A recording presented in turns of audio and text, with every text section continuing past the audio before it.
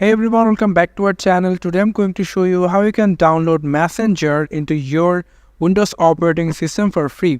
If you want to use Facebook and Messenger individually, then it's video for you. You just need to come over into search option and then going to search for Microsoft Store. After that, you just need to click on open and then you will get an interface like this. And here you can see the Messenger is showing from the top free apps.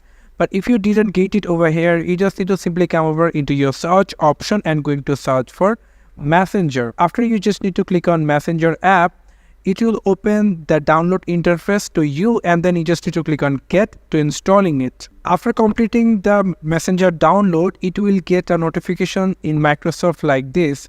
Simply can open it from here. If you don't want it, then you can come over into the search option and from here you can search for Messenger and from here you can simply open it.